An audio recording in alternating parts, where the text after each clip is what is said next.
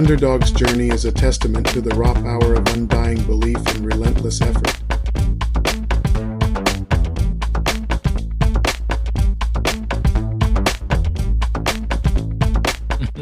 I see you're saying something. Yeah, like so only thing I edit is the beginning and the ending. So. Gotcha.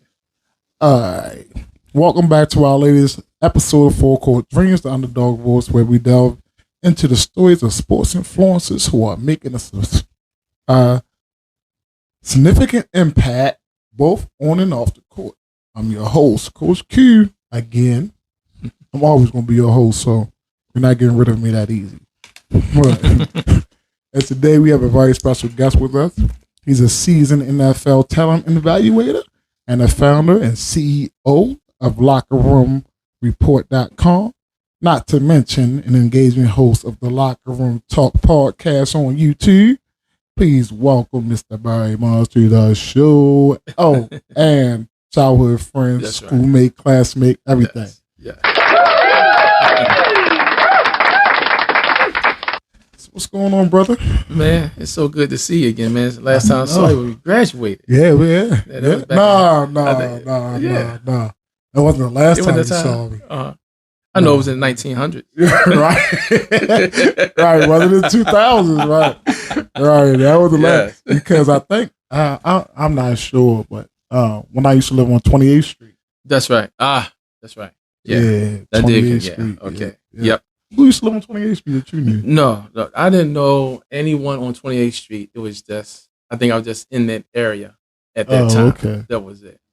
But no one I know off the top of my head that lived over there. I know I didn't live over there. You was visiting somebody over there. Over there on 28th Street. Oh. 28th and the Alameda. That end block. It was a buddy of mine named Carl Flagger. Oh, he lived not too far off Kennedy. Oh, okay. Yeah, that's what he saw. Yeah. Oh, all right. Kennedy Avenue. Yeah. I was just visiting.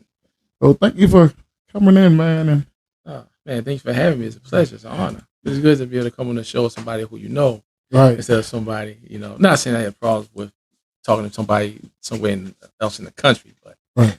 Someone you lay back and someone graduated from school with. I know Miss Thompson would be really proud of you right now. Proud of us both, huh? Yeah. Yes, both of us. Proud of us both. Right. Yeah.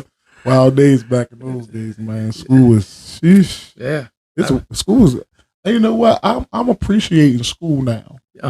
Because I teach now. Right. And I'm like, did I ever get my teachers this all of a way to go, man? Well, I don't think I did. Well, we was class clown. Yeah. But we was respectful class clown. Right. These kids aren't respectful. Yeah, we don't cuss out. We didn't cuss out our teachers and nothing like that. Oh my God. These kids, they cuss at you quick as I don't know what. Oh boy, yeah, and actually sound good too. Right, like, are you grown? Like where you learn that from? You can't spell. Like, can you spell that? No, or if they do spell it, right, it'll be the way how they spell it nowadays. Nowadays, right? Yeah, they spell like they text. Exactly. Oh boy, I tell my boys, whatever you do not text like you talk. Right. They text spell out every word. Every word. Man, I'll be like, oh my gosh, man, these kids these days, man. But yeah, thank you for coming on, man. So it's a pleasure. So let's get started. Mm-hmm. So let's start with your impressive journey through the sports world, because this is like a sports show. Mm-hmm. Gotcha. Based off of my book. Full Court Dreams, JJ's Journey in Basketball and Life. Make sure y'all go check that out. Mm-hmm. That's how all this came about. I see. And I wanted to give Underdawgs a voice. Mm-hmm. And I know for a fact that you, being an NFL talent evaluator, has met your fair share of underdogs, man, and help them get to the NFL. He even got the NFL shirt on. He knew he was coming here today. Oh yeah. Straight from the front office, where I get my gear from. So yeah, he knew he was coming there. I can find in the store. I say, I'm going to come and Steve. I'll make sure I come official. I know you better. Take me to the Super Bowl with him next year. It will be in New Orleans. Yep. Yes. Yeah. Oh man. Yeah. Wow. So starting from covering so you started with covering the NBA, right?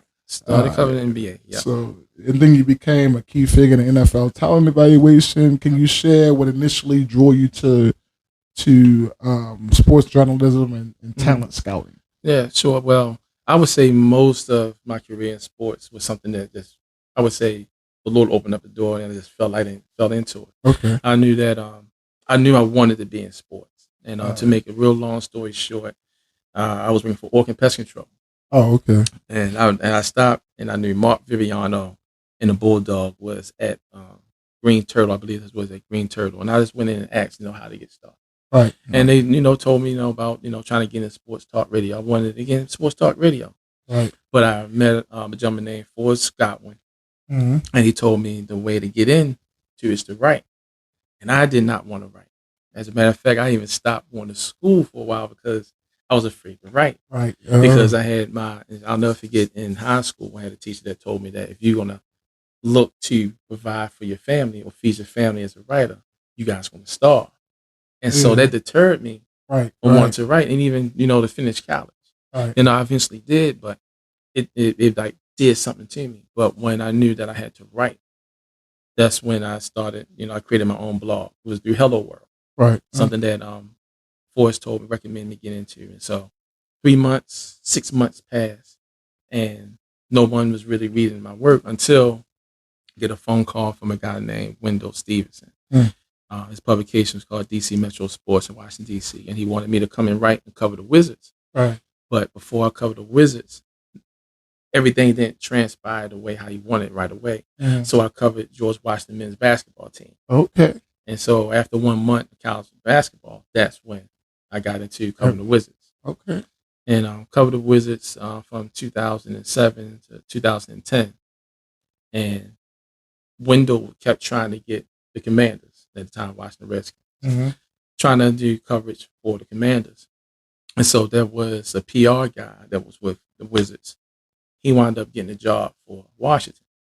And so he reached out to my editor and asked, I know you're trying to cover Washington for a while. And he was like, yeah. He said, well, send the guy that you always send to the basketball games, talking about me. Right. Because what I didn't realize was that when you go to the games, in professional sports, there's always someone watching. Right. And I mean, it's crazy the way how professional sports is, and how they have certain people that's watching, monitor. Everything. And so the reason why he wanted me to come to Washington, because out of all the media members that would come, the only ones that would normally go into the locker room, which are major publications. Right. The small publications, they just came to watch the game, eat, get that ice cream for that snack middle at halftime. Then after the game is over, they're gone. But you stuck around. I went into the locker room, got my interviews, talked to some players, and he was watching. Okay. And so that's how it opened the door for me to cover Washington. And then a couple of years later, actually like a year and a half later, a guy named David Steele, who was working for the Baltimore Sun at the time, and I went to go cover a couple of basketball games. He and I met. He started working for FanHouse. Okay. And so that's when he got me into contacting a guy named Scott Ridge, who was the editor-in-chief for FanHouse, AOL Sports. And so they was looking for, and FanHouse, they no longer exist. They got bought up by Sporting News. Right. But they were just looking for columnists, content writers to talk about stuff in the NFL. That's what FanHouse was at the time. But going into 2011 season, they wanted to have division writers, because that was the time when the ESPNs and CBS started to have division writers. Right. And so I'll never forget, wife and I was ready to go on our first cruise. And I would contact Scott Ridge like almost for like a year trying to get in. And when he and I would talk, we would talk for a long time. But he always said, just stand by, just stand by. And so we ready to actually get on a Carnival cruise ship. And he sent me a text. Said, I need you to create a profile for the Arizona Cardinals. Whoa. Now, like, oh man, now, but I knew that I couldn't tell him no. Right. That I'm about to go on vacation. I said, this is the moment I've been waiting for. Right. Yeah. And so I had to wait till we stopped somewhere and took out my laptop and put in my hotspot thing that we had at the time, because it was an air card at that time. Yeah. And so when the ship would stop, I would do a profile, and I did it, sent it to him. Next thing you know, he said, do one for 49. Did that real fast. Then he said, do one for the Chargers and then the Steelers. So I did 4 profiles on the ship. Wow. My cell phone bill that month was out of this. I had to talk to AT&T and say, listen, I didn't know anything about no roaming charges. Right. Fortunately, they killed everything. And so when that happened, when I came back home, I told Mr. Ridge that I was on vacation. And I said, well, you could have told me I was on vacation. And I said, no, if I would have told you that, right, I wouldn't have had that opportunity. Yeah, we ain't doing that. And then he went from saying, well, I know you're in Baltimore. Can you cover the Ravens? I said, yeah. And no joke. The next day he goes, can you cover the Steelers? I said, yes, sir. An hour later, can you cover the Browns and the Bengals? I said, yeah, I can cover anything you want. He said, okay, I'm going to make you out an AFC North writer. Oh, wow. That's crazy. Yeah. And so that whole season, traveling to all 4 teams, covering. And at that time, I was already writing articles at least every other day for the Wizards. Mm. But when I got to FanHouse, I was writing 4 articles every day. Oh, wow. Because it was always something new in the NFL with each team you had to report. And another long story short, at the end of that year, the 11 and 12 season, before we started worldwide with the NFL news, we was at 35. Mm. At the end of the year, we was number 1.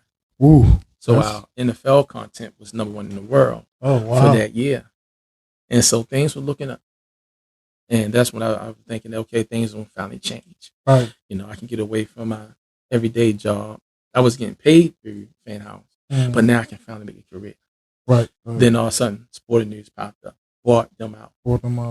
And so when they bought them out, we had this long meeting.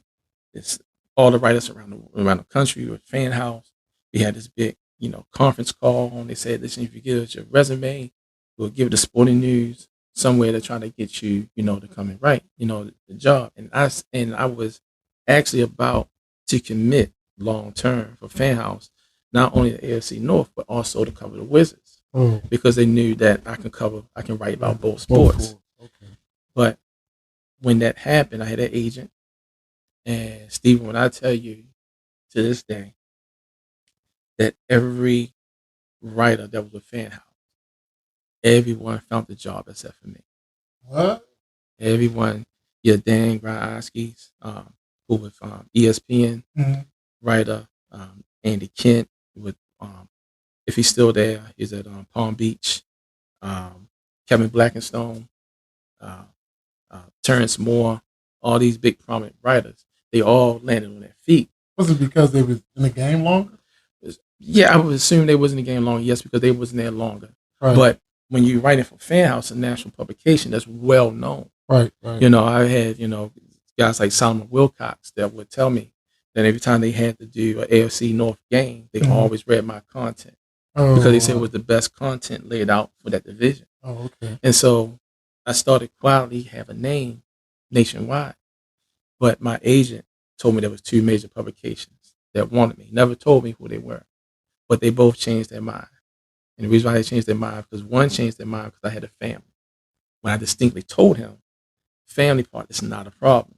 Traveling is not a problem. Right. But they changed their mind because of the family. And the other one said they wanted to go young and cheap. And so around the 2012-13 year, that's when the industry started to change. So you had your prominent guys, people that was older.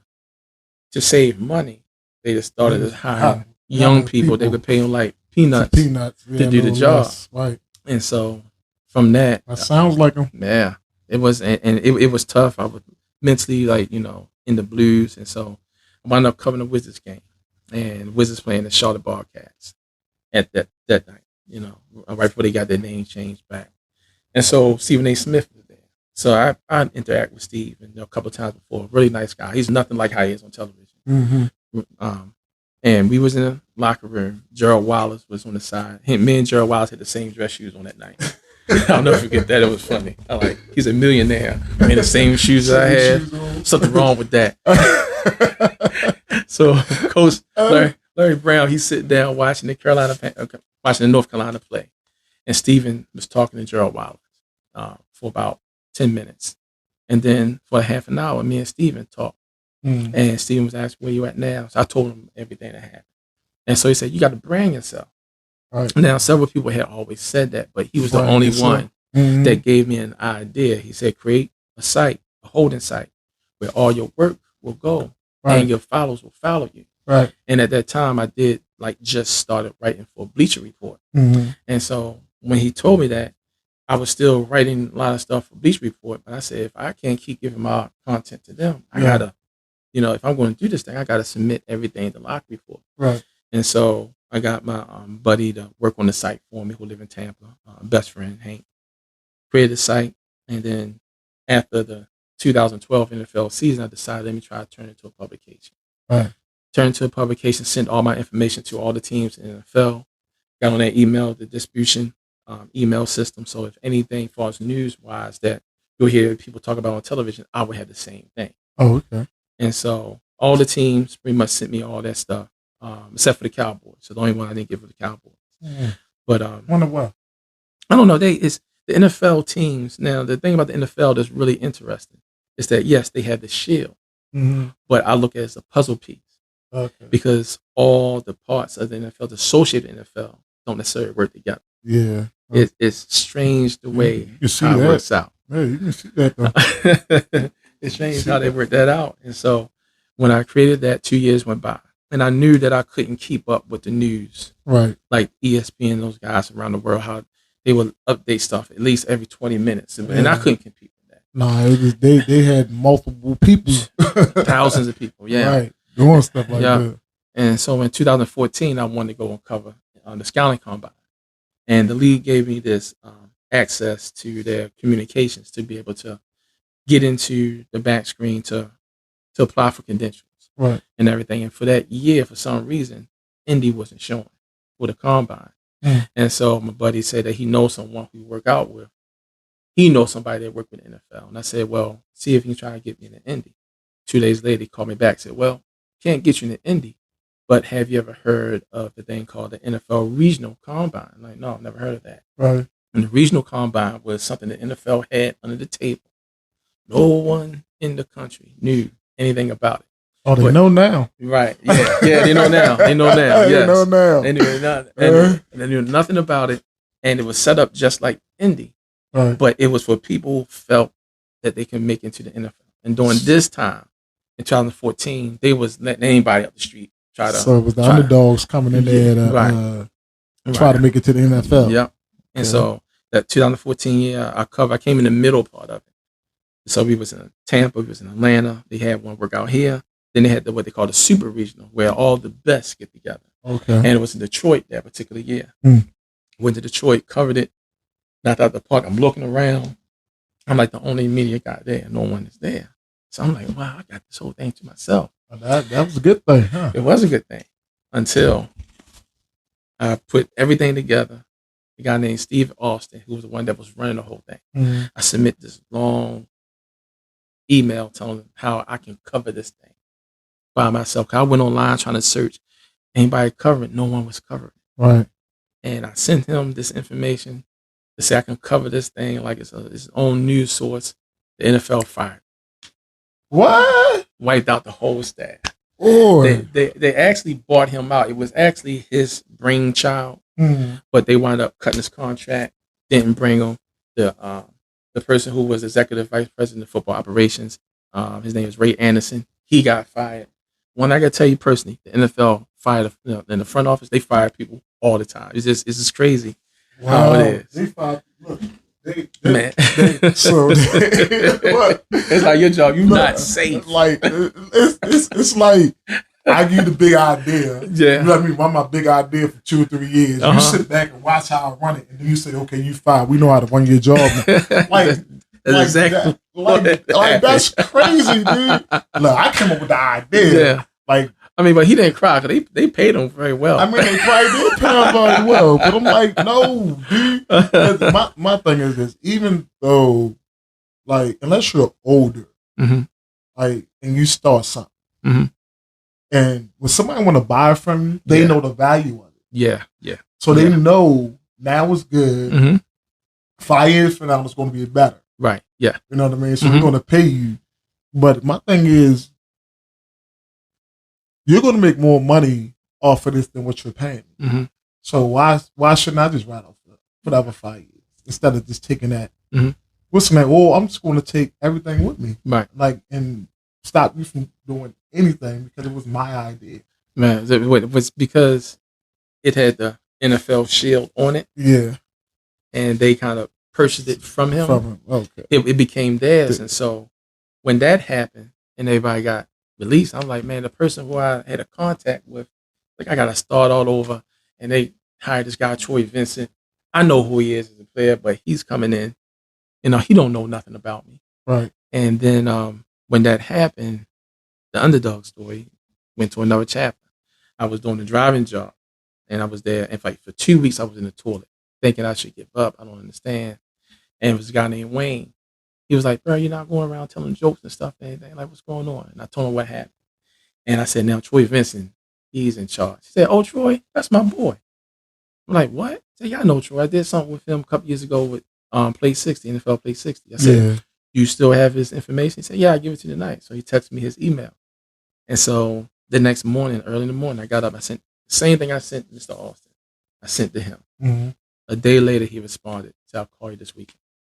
So that whole weekend, Steve, the phone was attached to my hand. You like everybody that was calling you. I went to the bathroom with it. I went to church with it. I ate with it. Like, everything. I missing that phone call. I mean, for the whole time, not making it up. The phone was in my hand. It didn't go nowhere. My wife said, he gonna touch me. I'll touch you Monday. He gonna call me at any time. Right. Never called me. He didn't call me that weekend. What? Didn't call me that. But I get home Monday from work, 4:00 on the dot. Phone ring, and it had private number. I never saw that before. Mm-hmm. And I answered. I said, hello. I said, this is Troy Vincent. Can I speak to Barry? Everything, my whole world, just stopped. And I said, I'm speaking. And so I'm thinking he's going to say, how you doing? How was your weekend? Be cordial. Right. He was like, what do you want from me? Really? And then my stomach just dropped. It was like, I was not expecting that. Right. And so I just put my shoulders down. I just said, I want to tell the story about the young man that had dreams to get to the NFL, but he had to go a different way. Right. I want to tell the story of the man that knew that he couldn't play in the NFL, but he wanted to be a part of the Shield. I want to tell the story of a woman who will never be on the field to play, but she loved the game so much. I just want to frankly tell the story that nobody talks about. The underdog story. And Troy, his exact words was, Brad, I don't know who you are. I've never heard of you until this past week. I didn't even know you was at the regionals. I never even heard of your publication. And then he paused and he said, but you're exactly the man who I need. Oh, that was good. And everything, it was like tears started pouring out my face. And we talked for an hour and a half. He was telling me, a lot of things that he thought that he could do when he first got in, he couldn't do because he had to play cleanup. Right. And so it was a lot of things he was sharing with me. And so I told him what I could do. And he said, well, let's continue to talk. And so all summer long, he kept, he and I would talk, but he will always ask me the same question. Do you own Locker Report? And I was like, yes. He will always ask that, so you're not affiliated with no one else. And I'm like, no. He kept asking me that. Never said why. And so when August came, he said, well, we're not going to talk as much because I got to take care of the duties of the playing season about to start. I had no problem saying, I'm going to stick to my plan. I'm going to submit everything to you. Like I said, I'm going to do. And he said, okay. And for that entire season, up to week 16, when Philadelphia had played Washington, I went to go and cover that game because Washington had one player that came from the regionals. I only went there just to interview him. Right. Then after that game, as I was driving home, Troy called me. And his exact words was, it's like the Lord's taking me to another place. And he said, I'm going to be honest with you. From day one, when you talked to me about what you want to do, I didn't believe you. It went through one ear out the other.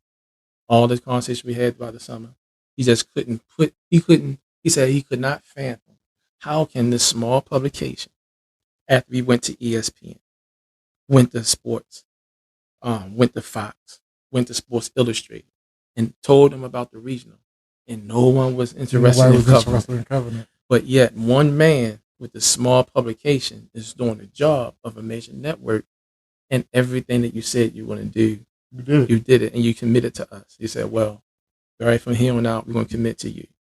He said, your phone is going to ring like crazy Monday morning. Your email is just going to go crazy Monday morning. I'm going to even set you up with my personal advisor. And I'm driving back home, tears flowing. Sure enough, that Monday morning, my phone kept ringing off the hook. My emails going crazy, so and so from the NFL, so and so from the NFL. And so he told me this: write a bill every month, what you want to charge. And I wasn't trying to be greedy. Right. And so from, I would say 2015 up to just last year, partnered with the NFL, and in looking for unknown small school talents. And from just being there covering it, I would say around 2017, being around the other scouts, they taught me the eye of how to evaluate. Right. So I went from not just covering the sport, but know how to evaluate. Now I know what to look for in an NFL player, because as soon as you see those guys go in the field, it's like, all right, everybody's fast, everybody's strong. Right. And then you look at it closer, and you look at it even close, and you look at it close, and I'm like, oh no, this guy got it. Right. I'm watching the ball come out. I'm looking at certain things. I never looked at football different. I never looked at football like everybody else now. But now, my family hate watching football with me because I look at it totally different. Oh, I'm looking at forget the schemes. I'm looking at footwork. I'm looking at hands. I get it. I'm looking at how the ball come out. All kinds of things, because when you're around that atmosphere, and the tough part of it all is that when you have players, and I was talking to someone's uncle today, a guy named Travis Blackshear, really good cornerback from Fulham. Got invited to the Buffalo Bills camp. I believe he's going to make that team. He's that talented. But you have parents, people that reach out to you after they see you post who's going to be out there. Right. And it got to a point in 2017, that players that when they would come to the workouts, and at the end of their workout, sometimes you probably have local news there in that city, wherever city we at that weekend. And you probably have like somebody from the NFL Network that don't want to be there. Right. And they go and talk to someone. But that was the year where things changed, because I would be announced last. I will always try to interview at least 8 players. Right. And then talk about them coming up. But for some reason that year, just watching, everybody was looking at. And when they called the players' names out, and they said, you can go to the locker report, they was excited. And one of the players came to me and said, I told my father, if I get interviewed with you, I'm going to the NFL. That's how locker report started to really become something national. Where, in the part from January on to the draft is where the value of locker report came. That's when a lot of, still to this day, young men send me their game tape just to, to evaluate to see if it's good enough. And you want to, and when you see, and when you get used to evaluating, seeing what it takes to get to the NFL, because Steven, I tell you, man, everybody on the surface know it's hard, but everybody really don't realize how hard it is. It's very hard. It's a nightmare. Yeah, and like all that talent out there that you evaluated, and your story, like you never gave up.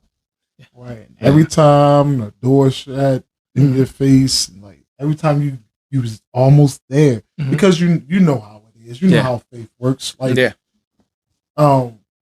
they say when it start to get real rough, that's when it's about to explode for you. Yeah. And everything is starting to get really rough where you can't see, like, man, I'm not, it's not gonna happen. And all of a sudden, boom, it happened. Right. And what you was talking about is like, is what happened. Like, you went through all this stuff. All right, I got this now, I'm good, I'm about to blow up. Boom. And they fired everybody. All right, I'm in again, about to blow up. Boom. Dang, they done fired everybody. Yeah, it was like that. It was like, I think I'm getting these people fired. Right. It's my fault. I'm sorry, guys. I'm sorry, ladies. Right. Like, I'm about to get everybody fired here, man. So, I'm going to look. So, me saying that is just to tell people, like, you don't ever give up on your dream. Yeah. Like, keep on putting that work in, because like I got this girl, this student of mine. Mm-hmm. So she could draw really good. Right. And so I gave her my book, and I was like, "Can you draw this for me?" The front of it. I said, "Because you can draw this for me, because I might want you to illustrate my next book." So she was like, "Oh, I don't want to. I don't know." And I said, "You're a really good artist. Right. Like, don't ever shy away from your art. Like, always want to show people your work. Right. Because you never know who's going to take interest in your work, and you just blow up like that. Yeah. So don't hide your work from it. Don't never hide your work. Whatever you're great at, use that. Yeah. And show it to everybody you can that's willing to listen. Yep. And that's willing to see it, because you never know who's going to, like, Troy Vincent, I don't know who you is. I'd be like, call the NFL, they know who I am.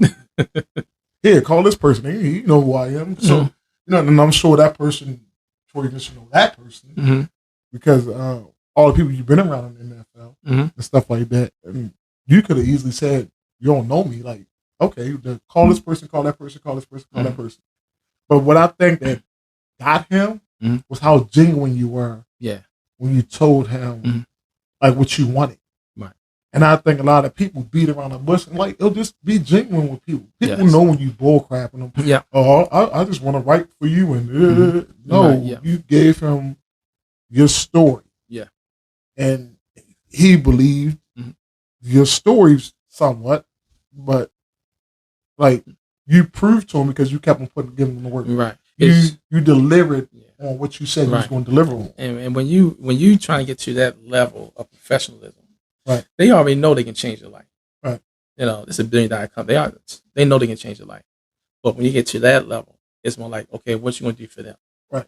What are you going to do different from somebody else? Or what are you willing to do that somebody else not willing to do? Not willing to do. And then to be up, 3 o'clock in the morning, sometimes sooner, going to bed at 11 o'clock at night, because your mind is going ideas you can't sleep. Right. And you gotta write, you gotta put it out, and it's not like it's a drag. It's something that you love to do. It's like it don't bother you. Right. And then you just, then you recognize your body is like trying to shut down, but yet in your mind it's like, I still gotta get this out. I still got this out. Right. Because you love what you do. But when you get to that level, people want to see what you're going to do for them. Right, man. I ain't go to bed till 5 o'clock in the morning. Yeah. I got up yesterday at like, I want to say I started everything at about 12. I ain't go to bed until 5 o'clock this morning. I woke up at 7. Got back on my computer. Yeah, it's like that. Started doing stuff again to try to build my store up and stuff like that. So again, like, do not stop working. Yeah. Like, make sure everything is professional. And again, showing everybody your work. Like, you don't got to show everybody, because some people don't. Yeah. You got some haters like, you ain't going to make it. You know what I mean? Don't catch your pearls before swine. That's true. Right, exactly. Right. So, but that hearing your story, man, this is inspiring, because, like, everybody I talk to, that's how it works. And that's why I like what I'm doing, and I want to put these stories out there so other people won't give up. Don't give up when the door is about to shut in your face. Somebody about to close that door. Stick your foot in that door, and like, no, it's not closing yet, or like, you can get 1,000 no's before you get that one, but you only need one yes. That's one. That's all. And then that's one yes. And we are examples, of that. Just give me that crack. And when you get that opportunity, you have to be committed to it. Yep. There's no sleeping long in the bed to like 11 or 12. I know, buddy. It's like you pulling from yourself to be able to what you're doing. Actually, you laying your body, your soul out for something that you believe in. Yeah. And now it's at the point, for us with the sports coverage, is that I believe in the players that's out there that need a shot. They need to get in front of scouts. Right.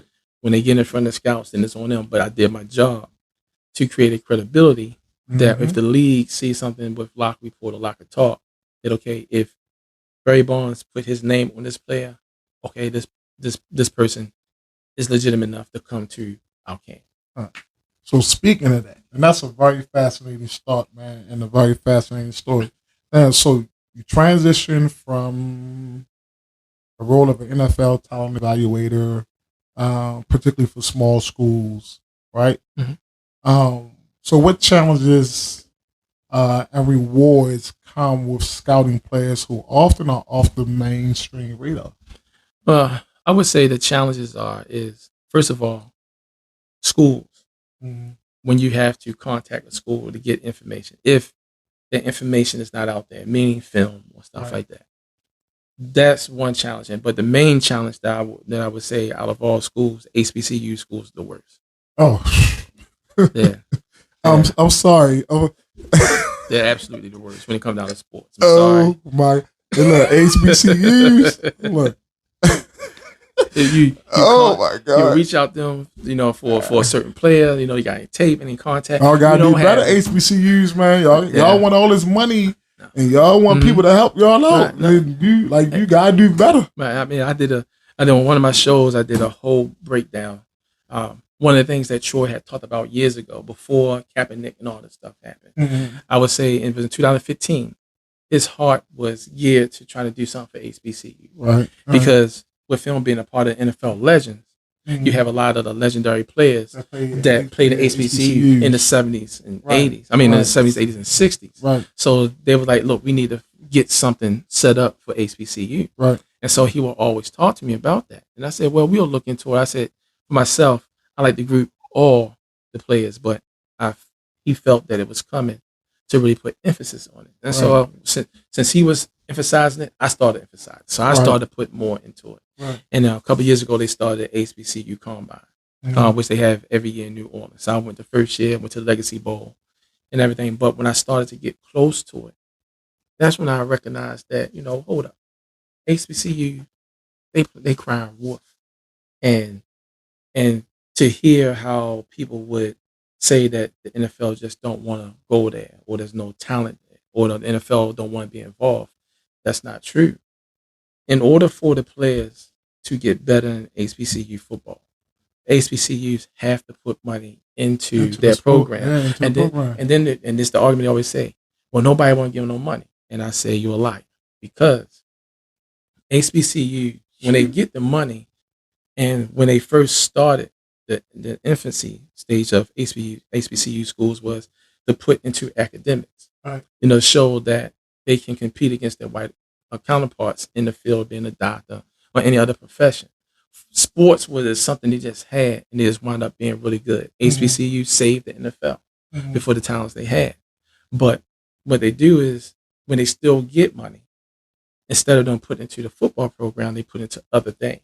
Okay. And when they do that, that's when you do a disservice to the players. That's when you get molded uniforms and helmets and all that stuff that Ed Reed was talking about, all that stuff that, Coach Prime was talking about. Long before they start talking about it, I was talking about it. Right. Yeah, and I went to a couple of shows. They're gonna invite me back because of how bad I talked about it. Because it's a travesty to see how they're not putting into their players. There's some HBC. I know Morgan for the longest time, that when they shut down the cafeteria at 5:00, the players didn't get finished practicing at 7. If the cafeteria is closed, they don't eat. If you want to build your school and build your program, you have to cater around football. You have to cater around basketball. Because you think about all these other schools, and I even said about private high schools. Yeah, like you're not surviving in a private high school if your sport's not good. Right. Yeah, and that's you're fact. not surviving. Like you're not. You're going to close down. Like if your sports are not good in private high school, you're closing down. The sports in public high schools horrible right now. So you have to put money in. And it's kind of like, because it's student athlete, but it is student athlete. But to get those students to come to that school, your athletic program has to. Don't nobody want to go see no game when your kids are losing. You ain't gonna pack your stadium. Yes, you know what I mean. You ain't gonna pack your stadium. Mm-hmm. So you ain't going. Don't nobody want to pay tuition to go to your school because you're losing football, basketball games. So don't nobody want to pay that tuition to go to your school, right? Because what I'm gonna do? Like, right. So I get it. Like Morgan is building, and Morgan is building the school. Mm-hmm. I don't know how much they building. Athletic program. Their training room is still about the size of your house, and you have a beautiful home, by the way. Right. But for an athlete that's trying to get to the NFL, the training room is not. You're not going to make it. And then the challenging part is trying to get people to understand and trying to get these schools to understand it, that you have to put into it, because if you don't put into them, the play on the field is going to be an example. Right. Because their play on the field is low compared to trying to power five. Self-esteem's low. Mm-hmm. Yeah, I mean, that's physically. You play good. I mean, physically. I mean, I just went to Morgan's spring practice a couple of weeks ago, and I just can't help it because my eyes trained. I said, these guys not blowing off the line, and these guys trying to get to the NFL. These guys, nobody. It's not going to happen. They only have one player on there who I like, was their quarterback. That's from Ohio. He's a small, number 11. I think he may have potential, but the rest of them, from what I looked at, it's because of the school here not putting into the players, and I say that's the biggest challenge, to try to get people to understand that. And then when you talk to players, or sometimes they're whoever their friends or their family, they communicate with me, and to try to let them know that unfortunately, this young man is not NFL quality. And then you have some that's really good. Another challenge is, when it comes down to small schools, you have a lot of quote unquote agents out there that's not certified. Right. And you have these guys that's going to these players, these small schools, saying, I'll represent you, but they're not certified. And in order to represent a player going to the NFL, the agent has to be certified through the league. So they have to go through this grueling training process that lasts almost an entire year. And there's so much to go into it. But when they certify, then you can represent a player, because if a player do not have a certified agent, a team is not going to talk to their player. No, despite how good that player is, if it's not certified, especially from a small school, you're not going to get in.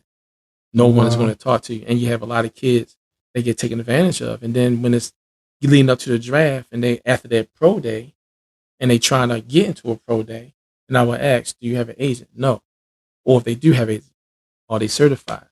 No, it was a friend of mine. And I'm like, and I said, and it's not the young man's fault. Right, he don't know no better. Right, and so you have people that take advantage of those players. So they're the challenges, but the rewarding part is that after you evaluate and you see on draft day, particularly on the third day, and you see a player who you on your sheet that you evaluated, get their name called.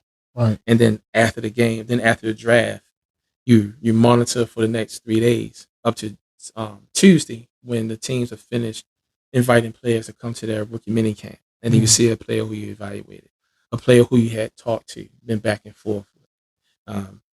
This year, sad story, a young man named A.J. Simmons from Albany University. He died the day before the draft while he was working out. He had a heart attack. And he was a defensive tackle. Was he at HBCU? No, he went at HBCU. He was at a small Division I school. Oh, okay. But he was one of those players that he would be in somebody's camp right now. So he was that good, but he died of a heart attack. Condolences to his family. Yeah, and a young man, Trey Walker, who got drafted by the Ravens several years ago. He died the following year after his rookie season in a motorcycle accident. Oh yeah. So he was one of my guys, and these are kids that you talk to, you touch, help them, give them advice, and then to see how they were able to get to that next level, get to the NFL. When they get into the NFL, I don't want anything. It's like, okay, when my babies made it, now I can follow their career. Right. I can do my highlights off of them, and then if I were to reach out to them, they'll respond back, or they'll send messages back to me saying thank you for your help. So when you get that gratification from the players when they don't have to, but to see it and then to experience it, and they thank you for it, even through the process. I mean, I can tell you, I mean, your show, I'd be here all day telling you some of the stories. Because that's how I feel. Like, especially when I get my girls into college. Oh man, I can and help them get into college. Mm-hmm. I don't want nothing. Right. I just and like only thing I want is a thank you. Right. And that's and a lot of people don't know that goes a long way. Yeah. Yeah. Because I the only thing I ask my girls to do is give back.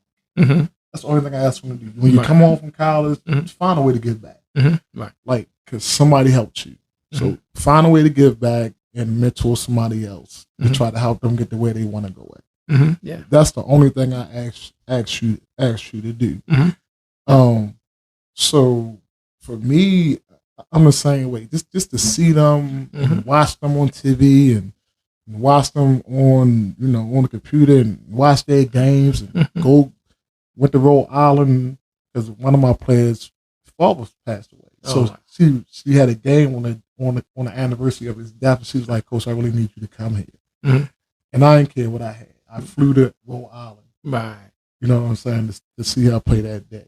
Right. And that was my first game. Nice, man. That was awesome. I know she enjoyed that. Yeah. So, and then her and another one of my players was playing against each other that day. Oh wow! And they close friends. They was on the podcast. Oh, cool. On the podcast right. Together. That was them. Oh, that was them. Them two. Oh man, they played with each other. Yeah, right. It's awesome when you see it, when you touch it, and then like for instance, when Adam Thielen, when he was with the Vikings, and right before he became a star, they was at the Hall of Fame game where they had they played the Ravens that year, and after the game, went in the locker room and said, "Hey Adam, how you doing, man?" He's like, and he was like. Eyes like bugged out. I was like, "Hey, what's going on, man?" I said, "Man, I'm so proud of you." But I said, "Man, I've been working with my routes all summer. Even without the ball." He was telling me all the stuff he was doing, and I said, "Man, I think this is going to be your breakout year." He said, "You think so?" He said, "Let's keep on doing what you're doing. You're going to break out." And then he finally was able to get his breakout in the middle part of the season when two receivers went down. He had to play against Green Bay Packers in a rainy game. And he had almost 200 yards. His whole life changed when he signed that big deal. It was like I was a part of that. Right. When one player with I'll say his name last at one of the workouts, I'll never forget it. Young man come to me on the side like, "Coach." They will always say, "Coach, Coach, it's cold in here. You know, and can we do anything to make it a little warmer?" And I looked at him. I said, "It's 70,000 to 80,000 people you playing in 30-degree weather. Your team needs you on the field. Let's say the seats are not working and it's not warm and everything. And the crowd is loud and you're on the road. Are you going to worry about how cold it is outside?" Right. And all of a sudden he straightened up. I said, "Look, forget how it is out here. Get out there and do what you're supposed to do. Don't stand on the sideline sitting down. Stay loose. Keep warming up. Take your earbuds out your ear," which he did. Let's focus on what you need to do. Don't worry about how cold it is. Because if you say that to the wrong person and you say it to one of these scouts here, and I told him, I said, "These scouts here, they're not looking for talent. What they're doing is they're trying to see who they're going to eliminate." Right. You are in an eliminate situation. Right. These teams, they have their stars already. They just want to know how they're going to help them to build that depth on that team. Right. And when he said, "Wow, I didn't think about it like that." The player I'm talking about is Kenneth Moore II for the Indianapolis Colts, the cornerback, number 23. Who was actually the best slot corner in the league for the past couple of years. It was that young man there. So speaking of Kenny and Adam, like you also helped over 170 talented players reach the NFL, like Adam. Yeah. And Kenny Moore. So can you take us through the process of discovering such talent and what it feels like to see them succeed, as you've been saying, at a high level? Well, the process is if you reach out, sometimes like say we got to reach out to the school, and a lot of the schools are really good giving you the information that you need.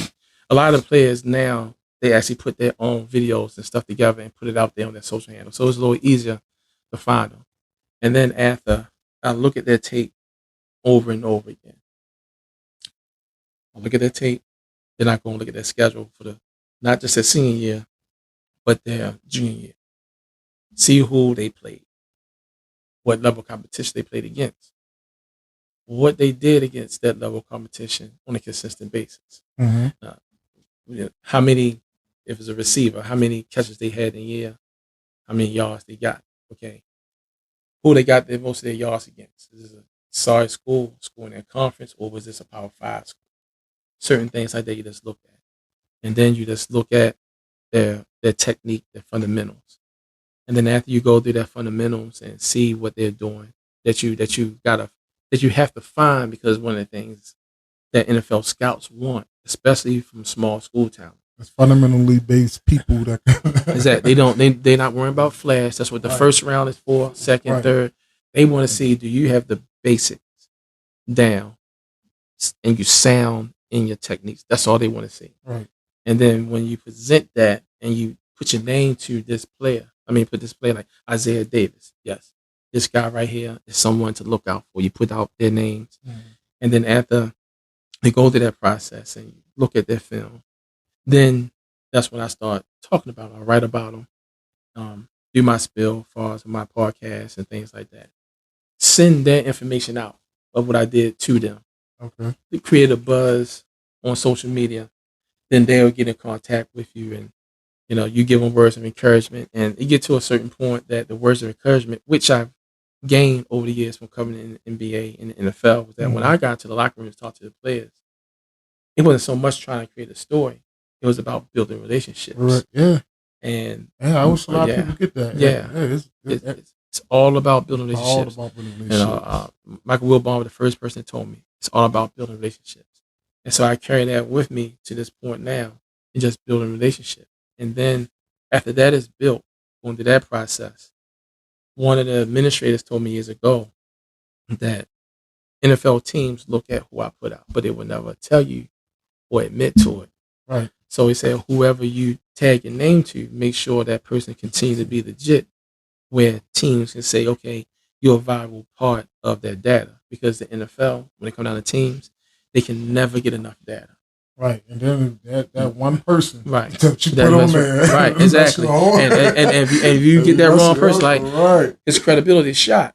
Right. They're not going to get you no more, because they have, it's so many sources they can pull from. Right. And then when you get in good graces of the teams, and they say, okay, this source is validated.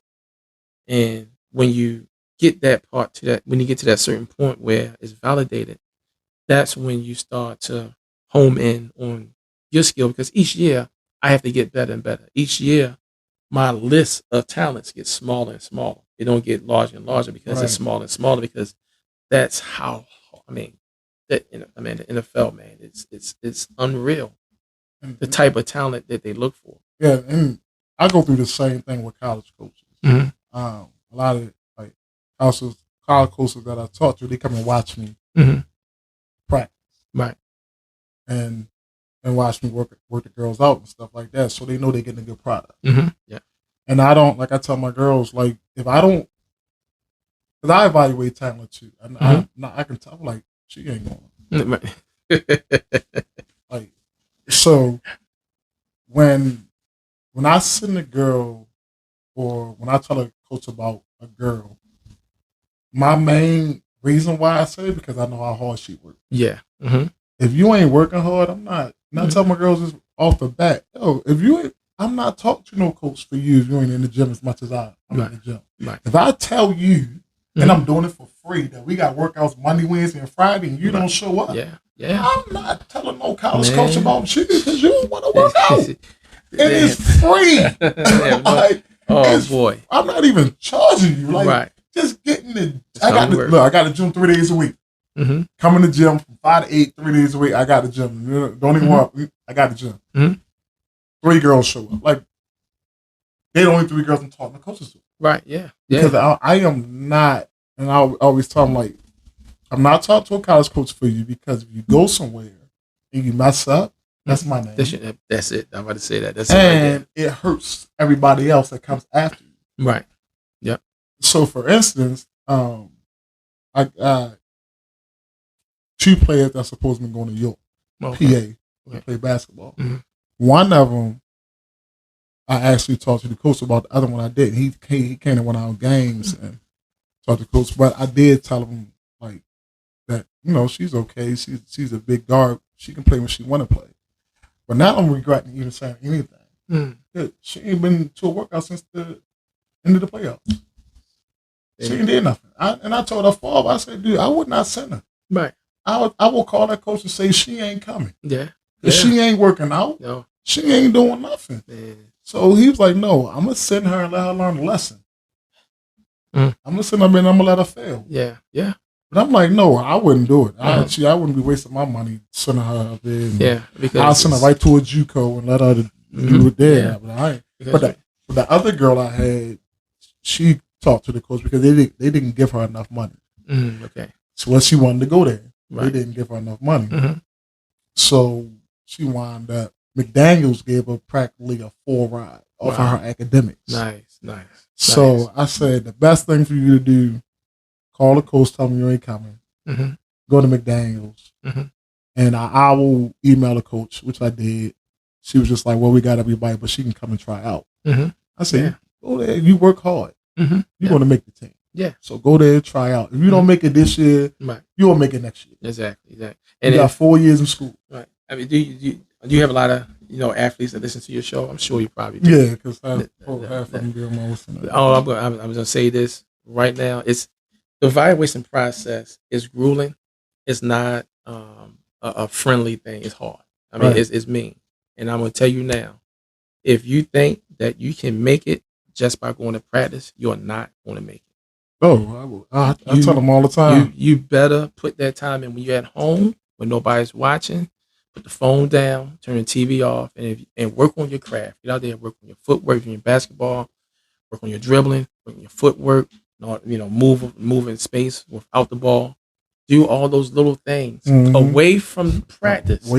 Because I promise you, it will show up. Yep. It will show up in practice, and it'll definitely show up on the field. I got some 6th and 8th graders.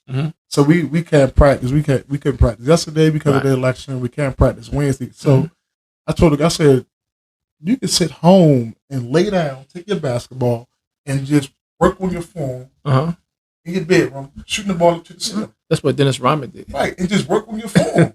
Like, that's muscle memory. Yeah. So when you get on the court, it's better because that's when we practice. Yeah. Like, you can sit down and watch TV and do that. Like, if you want to keep the TV on, keep the TV on. Yeah. You do that 30 minutes a day. Yeah. That's it. And you don't have to work away from practice for hours. If you want to, that's great. Right. But a good half an hour, like my son, he's an old lineman in high school. His dream is to get to the NFL. Right. And the worst thing is to have a father who evaluates talent. Oh man, he's telling you everything. I wear him out. I say, you want to make it? You want to get that? And I have to be hard on him. Right. Because you have to understand that where you're trying to get to. Yeah, you ain't getting there sitting on the couch. Dude, there's thousands upon thousands of players out there that's better than you. Right. And they trying to get there. And they trying to get to the same spot. The same spot. So what are you going to do different than all those thousands and thousands and thousands of players? Yeah. And these kids don't realize that. I'm like, and I tell my girls this too. Like, don't wait for practice. Yeah. Like, I tell them, why don't y'all just go outside and play basketball? Like, call each other and say, Mom, Dad, can y'all take us to the basketball court? Yep. Out here is a basketball court around every corner. Yep. Like, y'all live right by. Just say, Mom, Dad, can we? I'm gonna call such and such. I'm gonna tell her mother we gonna all go and just go out to the basketball court and just play. Excuse me. Use your imagination. Yeah. And that's how we got. Yeah. We ain't have trainers. Yeah. No, we don't train. What? Shoes. I need some shoes. I don't need no shoes. What? We put them on. Play football on the street. Yeah, for real. Yeah. I mean, so growing up, we used to get tackled and hit by a car. Yeah, running. You call for a catch, somebody hit you, boom. You hit these moves hit the curve because they want to see me dive and call me to catch the pass. So you can't go to the court. Build a court. Get a crate. Cut it out from the bottom. Get a wheel, cut all the spokes out. Yeah, that's it. There you go. There you go. That's it. Like, they don't want to go outside, man. But on the ones that's making it are the ones that's doing stuff outside of practice. Yeah. And I also tell them, watch the game. That's another thing. Yeah, watch the game. Study the game. Like if you're gonna be in the house watching something, watch what you love doing. Yeah, exactly. Like, That's how you learn. Watch what you love. Like I'm learning how to do stuff on here. Like, and I watch videos about how to do stuff. You know what I mean? Yep. So got you. If you love something, man, watch that. And I also tell them, like, even if you want to be an engineer, why not start now? Yeah. So take a computer and just start playing with it. Man, you got so many videos. These kids got so much access. Man, they have no idea that you can be an engineer and don't even go to college.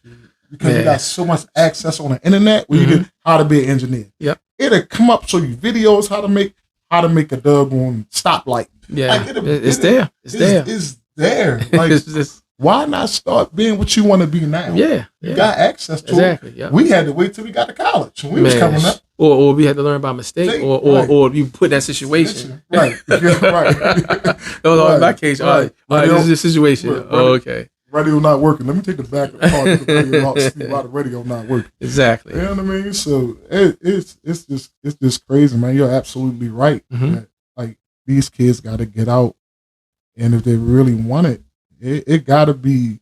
Let me see. So, what age would you recommend a kid making this a job? Well, as far as being an athlete, yeah, like I'm still have fun with it, but I don't recommend the kids to make this a job until they get into high school. Yeah, I would say when a child realizes that this is what they want to do, right?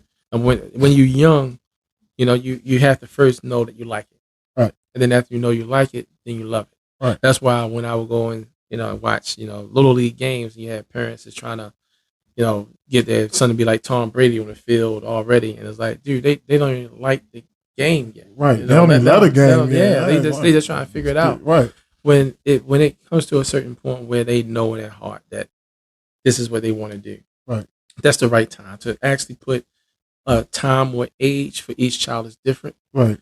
But it have to be a point where they know beyond a shadow of a doubt that's what they want to do. This is what they want to do. Because some kids get it at a young age, some kids get it pretty much their sophomore year in college, right?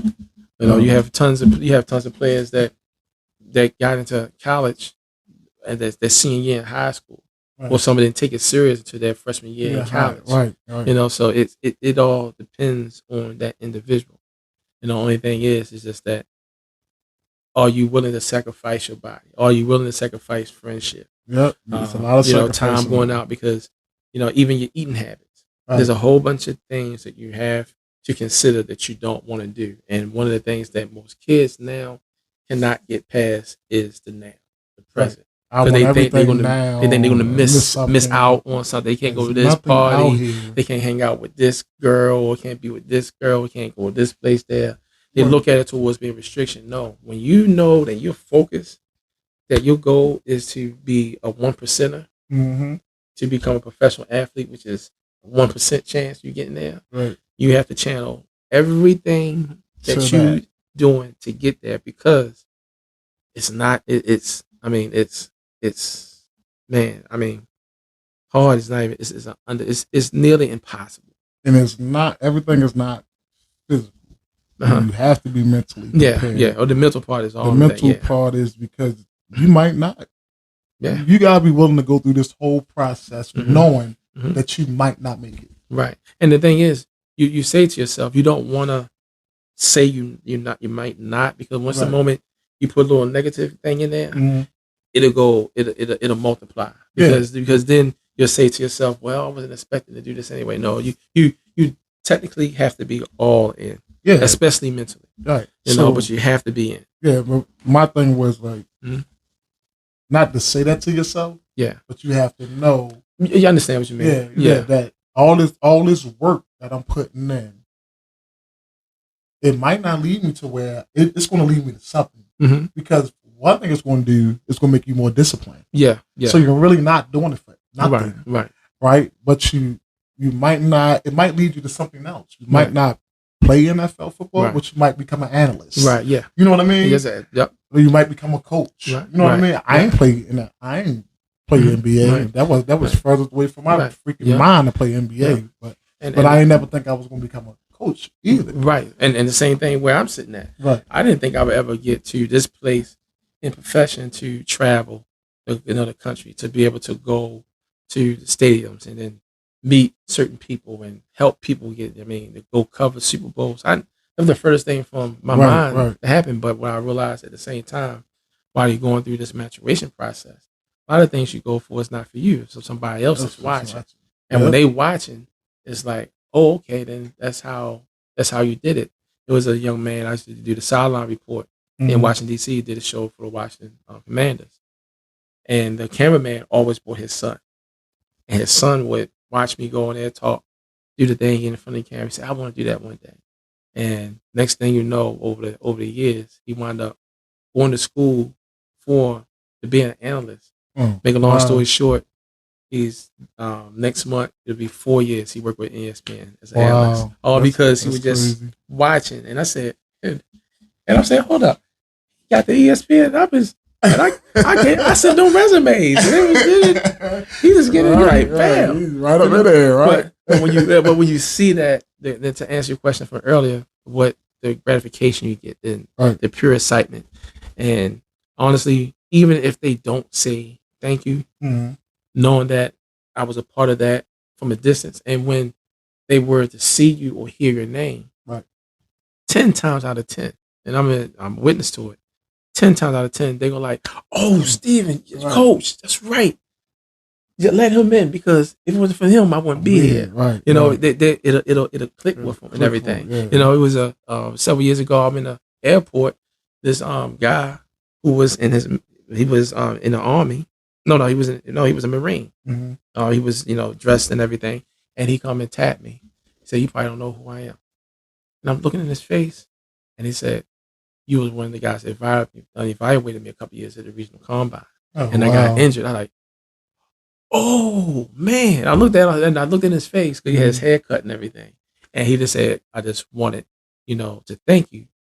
When I saw you, I want to say thank you, because you helped me to exercise everything, all my options, and it really showed that, okay, if I didn't make it, I'm not going to feel bad, because at least I tried." Exactly. And he was able to get what's that word that I always say that he wanted to get it'll come to me. It's oh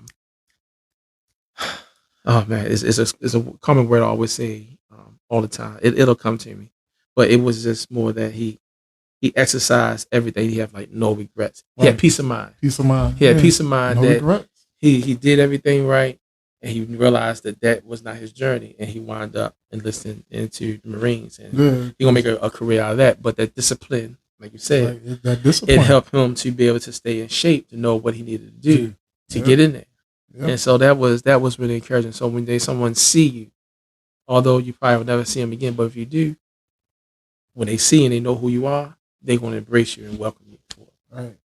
Man, it's amazing what you do, man. How you do it, and helping all these underdogs get to the NFL, 170 talent players, stuff in this, and counting, it's still growing. You still doing your thing. So I just want my Super Bowl tickets. See, I don't get tickets. I just get the credentials. Well, I just look, and then all the time. You can say this is my partner. He got a podcast about underdogs. So we're here to talk to all the underdogs on the team. So I can interview all the underdogs. Man. I got my own, I can interview all the underdogs on the team and stuff like that. And things like that. I would love to have some of them players on my podcast, man. It would be. Sometimes I say to myself, well, should I reach out to them? And I'm like, nah, I'll leave them alone. But sometimes if they see me on Instagram and they see me doing something. I just like... So there's some pieces that when they was at, he's one of the players that's undrafted. So I followed all the undrafted players. So I interviewed him. That's Gibson for the 49ers. That's Brock Purdy, all those guys. So he was able to get my shots with him.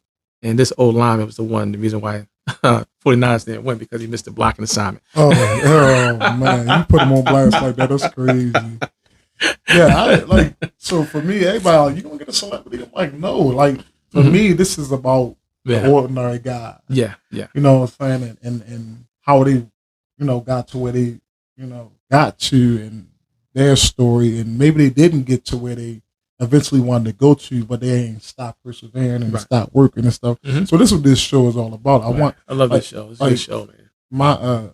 I'm trying to. So on Instagram, I follow all these basketball players. Right? Okay. And you know I love girls basketball, so Right, mostly yeah. I'm females because I had a young lady on here a couple of weeks ago, Mhm. and I'm trying to get them to come on the pod. Like I want you to tell people your story Yeah. as a young lady because you never know who's listening. Yeah. You never know. You never know who's listening, Mhm. and somebody hearing your story, like what's the name, heard your story when he asked you, Mhm. you know what you wanted to do. You never know who's listening to your story, and if your story is genuine, Mhm. it may help somebody out. Yeah. You know what I mean? So I'm trying to get these girls on the podcast to come in and tell their stories. And a lot of my players come in to tell their stories, but Mhm. even I tell people like you don't gotta come in. I can do it virtually. Right. Yeah. You know what I mean? And then I'm trying to like have people on here like you who are supporters of these underdogs. Yeah. You know what I mean? Yeah. To be able to tell, you know, some of their stories and what you do to help them out and stuff Mhm. like that. Which I think is good because there's nothing out there like No. It's I mean, I would say for the longest time, that I would say I was like the NFL's biggest secret that nobody know about. right. And in the backyard and being in Baltimore.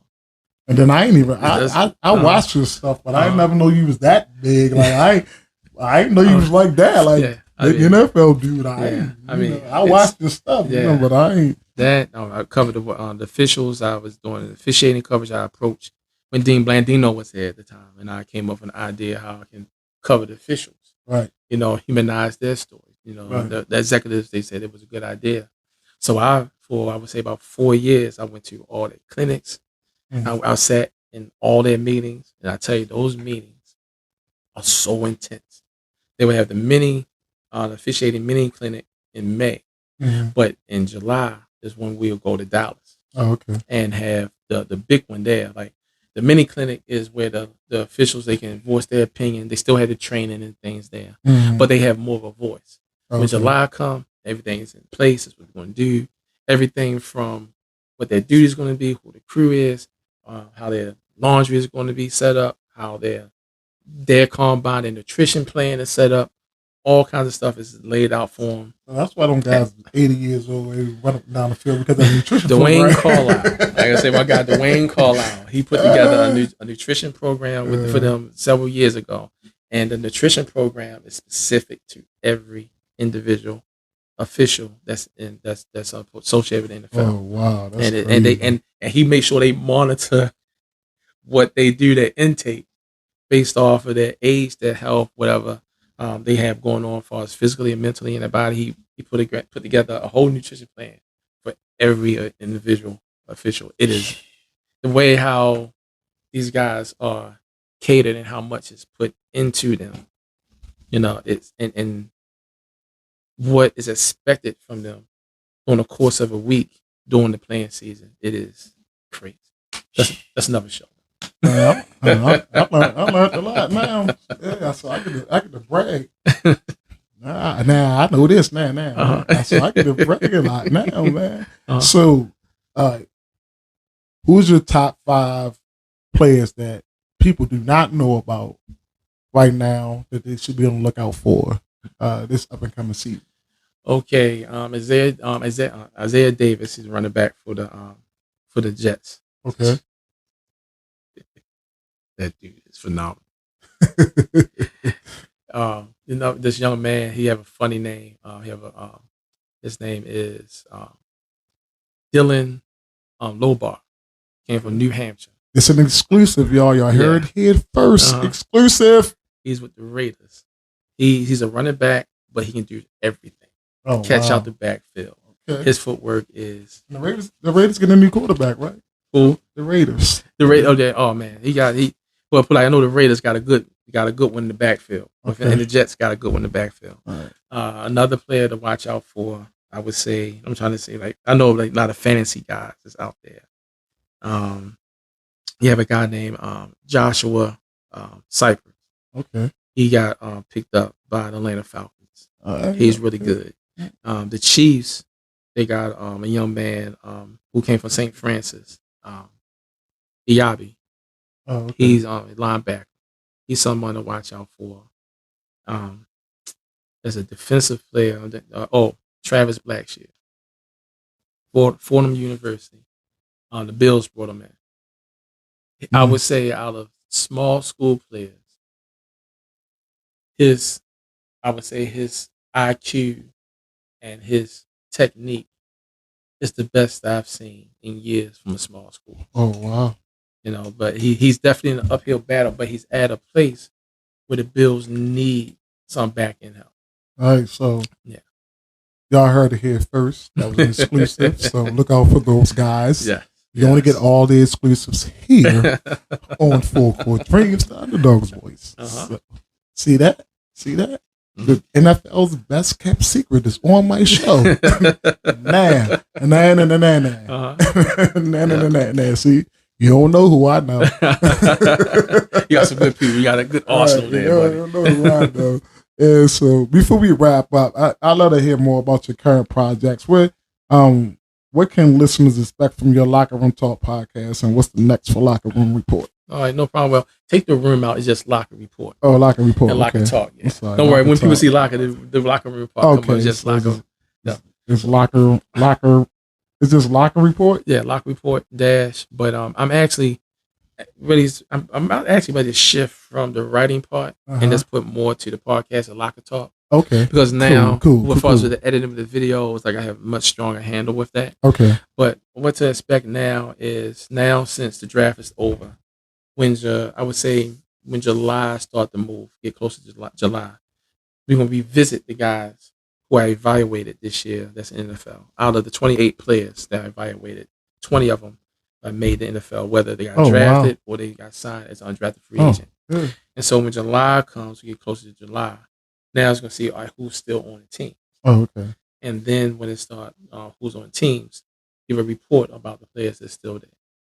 And then when August comes, that's where you'll see my content of highlighting plays from undrafted players, where I highlight weekly through from preseason 1 all the way to the Super Bowl. If you're undrafted, I'll do highlight reel every weekend for it. And then at the same time, is where I say my pre-look, and I have this thing called my outlist. My outlist stands for overlooked unknown talents. Okay, it's a list of players who I would highlight in the beginning part of the season, like a pre-look, and then I don't visit those kids again until after the college season is over.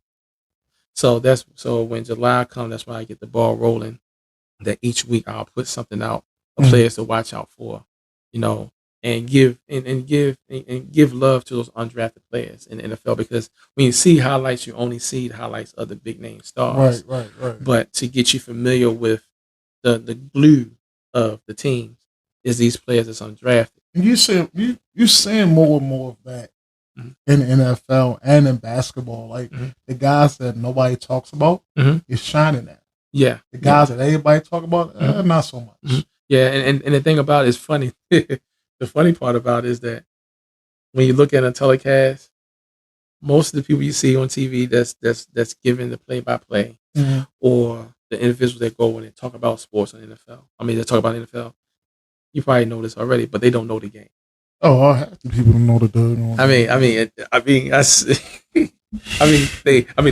They literally don't know the game. And we get the same report. Now I get the same reports that everyone on national TV get, and I can see what they're reading word for word, knowing that they're reading word for word, but not really going and doing their own, I would say, research or analysis of certain players. Somebody else doing so a lot of times it's funny. The analytics guy, he doing that research. And it's funny. You see a player like Austin Eckler.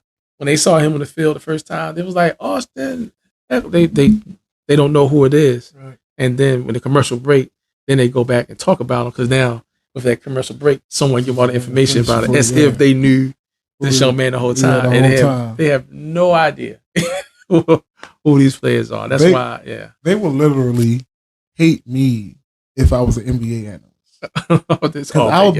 I will be on television. Yo, can y'all refs please call that a travel? Like that's a travel. Like why you letting LeBron walk from the half court all the way to the goal and ain't dribble the ball? Like are y'all gonna call that refs? Like see, like, they would hate me as analysts because I can't stand stuff that's like right. I'm a stickler for rules. Like right. oh, call it.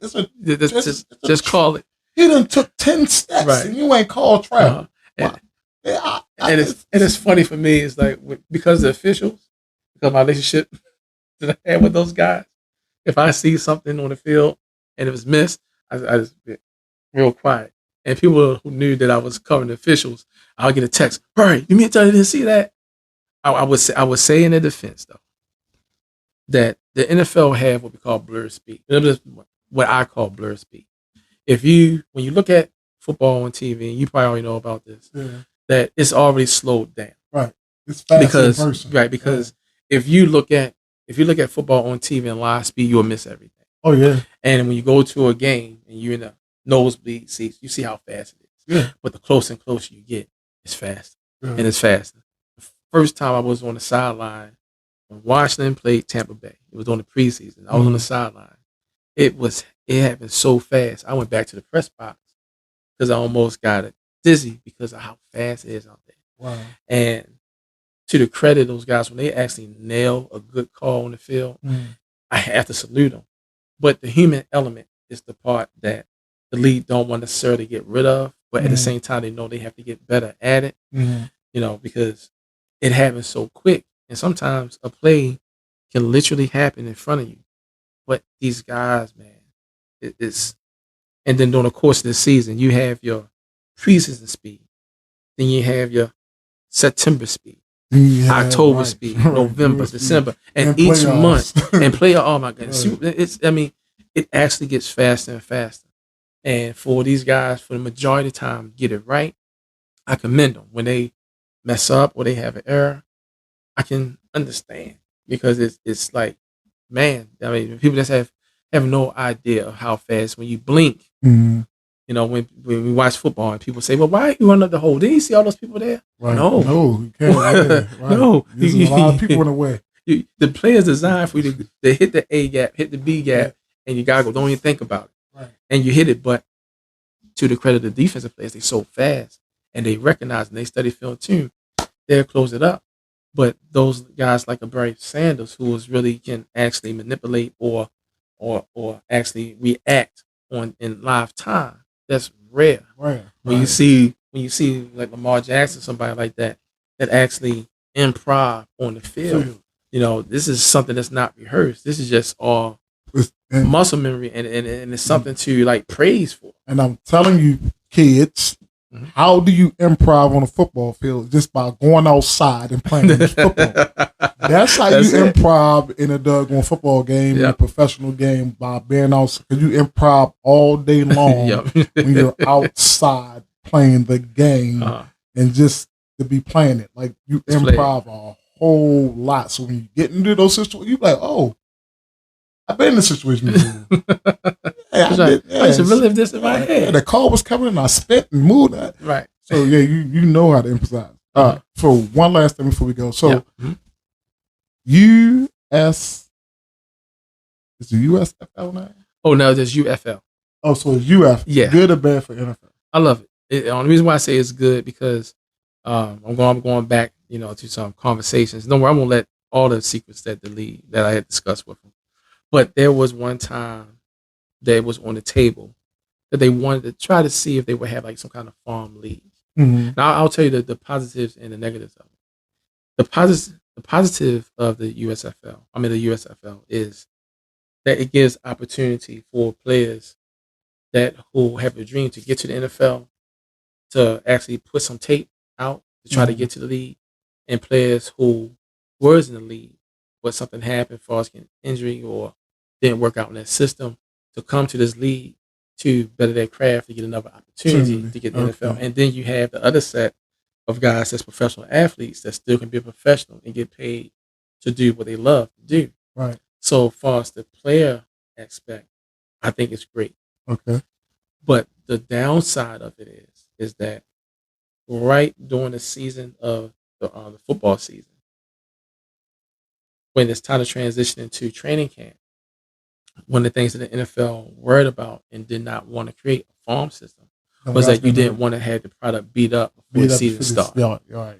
Because it is a very physical sport. Right. And then if you wind up getting hurt here and you try to transition to the NFL, it's not gonna make it. The other part that makes it, tough, and it goes to small school guys. Before the spring league came, small school players had this a little bit percentage higher to actually get a chance to get to the NFL, because right after the draft, come in the rookie minicamp, try to make the team.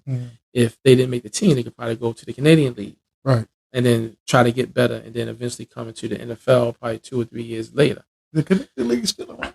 Yeah. Oh, and that and the CFL is really good too. They still a tier. They still a tier underneath the NFL, but it's still above the USFL. So it's still above that. Okay. And with that part, with now the new spring league, the small school guys that would probably normally have an opportunity to at least get invited to a camp, they won't lean to them because somebody in the spring league have tape now.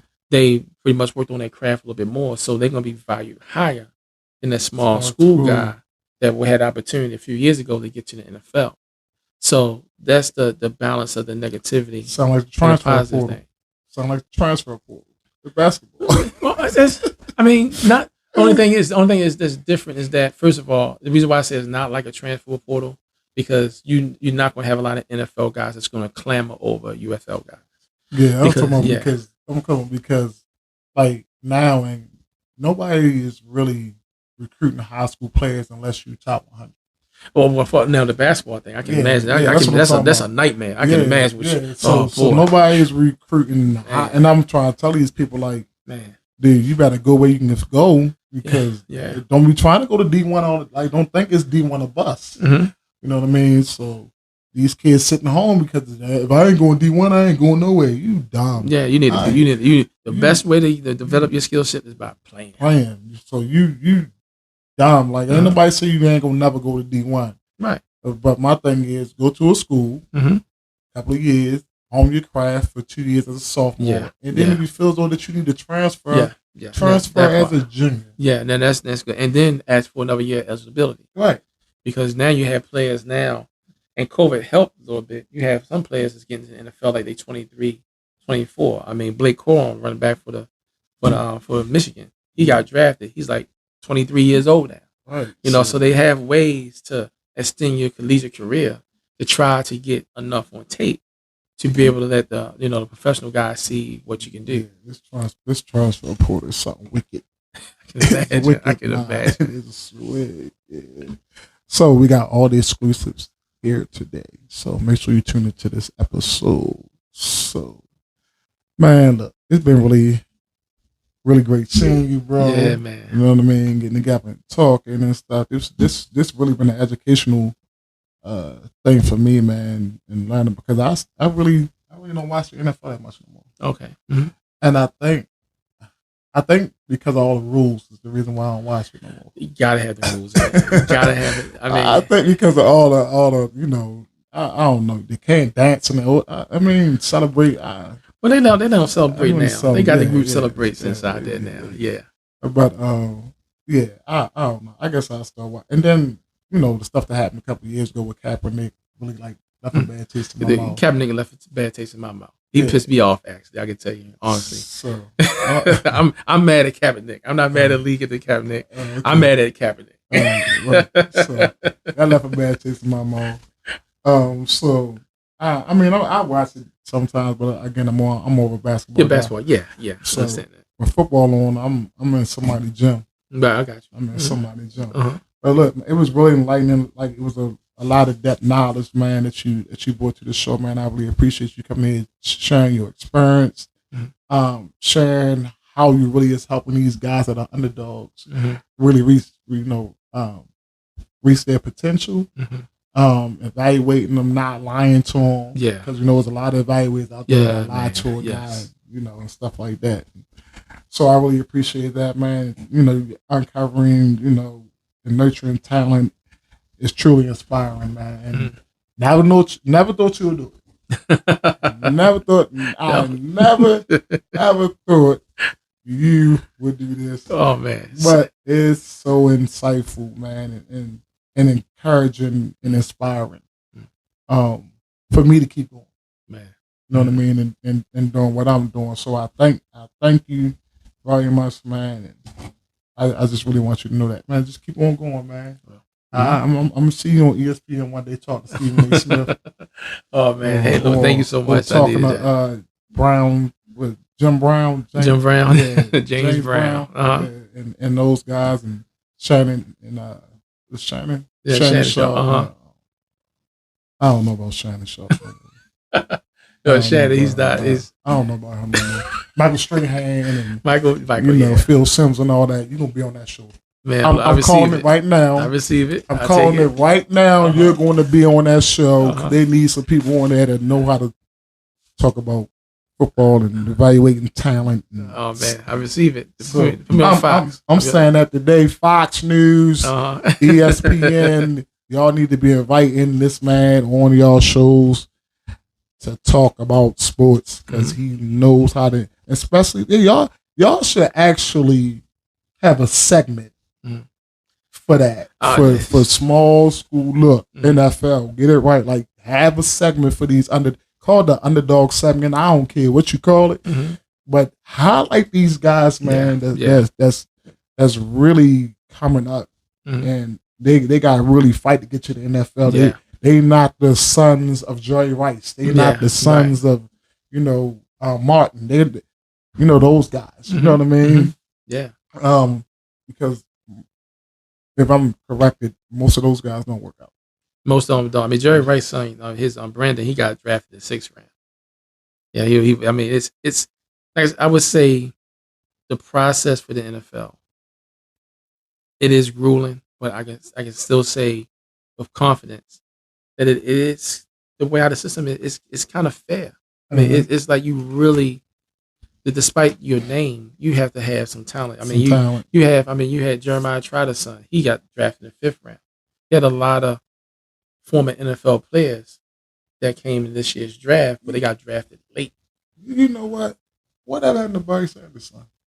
Barry Sanders, his son wasn't good enough to make it to the NFL. Yeah, because it's like it's. Because he went to Ohio State. He went to 2 schools. He transferred from one, then went to Ohio State. Even Ray Lewis' son. This couldn't cut it. I mean, they'll get your name. Their father's name will get the antennas up. Right. They will look at you. Right. It'll probably help get your name in the door. But when it comes down to the evaluating process to get to the NFL, it's no hold bar. They don't care who your last name is. You better be good enough. The thing is, you have to be good enough first. And I would tell all the guys who I evaluate, you have to be good enough to get in front of scouts. Yo, you know what? So, you know who be really good? So it'd be somebody that thought to play the NFL but wasn't a big star. Mm-hmm. Yeah, and his kid be the one that be good. Yeah, I mean, it's a lot because I'll be like, I didn't know his father was a quarterback in the NFL. What the hell? Yeah, who's that? I'm like, right. And now he's a quarterback in NFL killer. Right, that's Devin Booker. His father played in the league. I didn't know his father played in the league. He was like somebody like that. Like, I don't know. I never hear that dude father playing quarterback for no. He got a Rams uniform. You see him throwing. Yeah, these are the old pictures. Like, oh, that's him. That's his father. Like, his father. Like, oh my gosh. Like, I literally was at. We went to. My wife graduated from Alabama. Okay.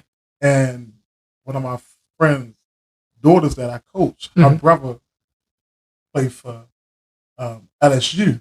Oh, okay. Oh, wow. Her brother name is Greg. What's their last name? Right on the tip of my tongue. He's a middle linebacker for LSU. Oh, okay. What the freak is Greg's last name? Is he in the league now or he played in the league? No, he LSU linebacker now. Oh, now? Oh, okay. I think he probably gets senior this year. Greg. Now with most of the Power 5 guys, I didn't follow most of those guys because I'm always into the small school guys. Yeah. So but when you have a Power 5 school, somebody like that, they gotta be something. But at the same time, you have, I mean, the talent part, you still have a lot of Power 5 school players that don't get drafted. Right. You know, yeah. Well, Greg, good man. Yeah, Mm-hmm. LSU. But so we went down to Alabama to watch the Alabama LSU game. Uh-huh. And more because my wife graduated from Wisconsin. Mm-hmm. And this is when I think it was about 2 years ago. Mm-hmm. Greg was a freshman. Mm-hmm. And now I think he's a starting linebacker for LSU, middle linebacker for LSU. Oh, okay. Who was sitting in front of us was I forgot the quarterback name, but he was a good quarterback in the NFL. His son was the quarterback for LSU. Oh, Daniels? Left hand. His son was the quarterback for LSU 2 years ago. Oh, left hand. Okay, Trash. He was trash. Okay, I know Daniels. He was From trash. there. Oh, trash. White guy, he was trash. He was sitting like he was sitting like 2 rows in front of us. So we watching the game. He was like, "Yo, this son is cheap trash." He must have came right after Burrow. He shouldn't. Yeah, I'm like he did. He should not be quarterback. He was left-handed. Oh wow. I'm like, he is some trash. Like, he ain't making it to the NFL. Oh boy, yeah. He is some trash. But yeah, man. But again, it was great. Tell everybody where they can see your podcast, hear your stories, and all your handles. Got you. Where they can follow you at. On Instagram, I have 2. One is Locker Talk 100. Other one is Locker Report 100. On YouTube, Locker Talk Podcast, and on Twitter, Locker_Report. Okay. Mm-hmm. And so, how often do your podcasts come up? Well, I do it periodically, depending on what's going on right now. So it's not weekly just yet. Oh, okay. But it picks up weekly during the playing season. Okay. But this the season now where so you do the season podcast, like season 1, season 2, season 3, season 4. It feel like it. It feel like it. Hey, that's a great idea. At least your followers know it's seasonal. You know what I mean? It's definitely gonna be something on there. And right. I would say that the content that's on there, it carries itself. Okay. Through the course of the next couple of months, because right now, what you'll see on there are players that were highlighted that's now in the NFL. Oh, okay. Then when I come back towards like in June or July, okay, these are guys that still left, and then we take it from there. Okay. Yeah. So it's relevant. Oh, great having you on the show, man. I hope man, I enjoyed it, man. It was great. Yeah, just seeing. This is the reason why I wanted to come in person. Right. I haven't seen my high school classmate in years. Yeah, we gotta get together sometime. Yeah, man. absolutely. I don't hang out with a lot of people, but you, I definitely. Yeah. I don't hang out. Hey, my family be like, yo, why you don't? No, I'm trying to. I don't know about y'all, but sacrifice is tomorrow. Like I sacrifice a lot. Yes. And because it's this in my family. Yeah. So I even with my family here. And it's one thing that LeBron James said is that your family don't know how much you have to sacrifice to get to where you gotta go. Yeah, that's the content that I got from it. Like, you gotta be very strong to be able, and your family have to be very understanding because, and they have to love you enough to know that this is what I have to do. Yeah. I have to sacrifice. Right. Yep. I can't come to birthday parties. I'm going to miss graduations. I'm going to miss cookouts. I'm going to miss. I don't even miss a funeral. I'm going to miss these things because where I'm trying to go is where I'm trying to go. Right. Where you're trying to go, you don't have to sacrifice as much as I do to get where I'm trying to go at. Yeah. You know what I mean? So, and like you said, every kid want everything now. You ain't sacrificing nothing. Yeah, exactly. It ain't worth it. Yep, it's not. It's not worth it if you ain't putting something on the line to achieve your goals. Right. You ain't working. Nope, not at all. You ain't doing what you want to do. You ain't doing what you love doing. You ain't doing. You just exist. Yep, exactly. So I rather do what I love doing, sacrificing some things, prioritizing some things, than just to exist. Right. That's it. And as you get older, you figure that out. Yeah. I don't just want to exist in this world. Yeah, they can't do it. I mean, people make important what they want to do. Right. The question is, what you want to do is that consider that's important. Right. Right. Yeah. Right. I tell people that all the time. People won't do what they want to do when they want to do it. Exactly. So exactly. I'm like, why you want about? They gonna do what they want to do when they want to do it, man. That's all. Man, it was an honor coming on here, man. I really enjoyed myself, and it was definitely breathtaking, man. I really enjoyed it. Yeah, let me know I appreciate it. Let me know when you want me to come on your show at the Super Bowl. And, I can be, I guess, on your show. Radio One. At one of the games or whatever. I can be, we can have a live podcast at the stadium. I've been thinking about that. I've been thinking about taking part of that radio role because I'm asked every year, you want to have a spot? No, I just want to cover the game and leave because the Super Bowl atmosphere is bananas. Right. So yeah, we can sit down at a game and set a little camera up while you're watching the game, and And I'll keep that in mind. That's for sure. Something and just talk about the game on the podcast live about the game and stuff like that. Oh man, hey, that's like a plan to do like for upcoming season for the game. More like, all right, let's talk about this game, break it down, have our own thing. You know what? I'm in. Let's just do something like that. That'd be a good idea. Talk about the game and stuff like that. Yeah, we turn the TV down. We don't have no volume. We'll just talk. Talk about the game, break it down. And you can say, especially the game that one of your guys playing. Oh yeah, definitely. Especially the game one of your guys. Yeah. One of those guys, or any game they have multiple undrafted players playing. I'm in. Yeah. Yep. So we can do that. All right, man, I really appreciate you coming out. And thank you to everyone for tuning in. And remember that every underdog has their day. And don't forget to follow us and subscribe to our podcast on Spotify, Amazon.com, iHeartRadio, and on YouTube at Coach Q. That's QUE. Do not put Q. It's QUE on Facebook. For more insightful stories from the sports world, keep pushing, keep dreaming. Until next time, keep your laces tied and your goals in sight. Holla.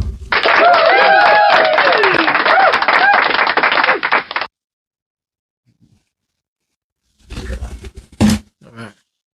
Oh man, that was on the money, man.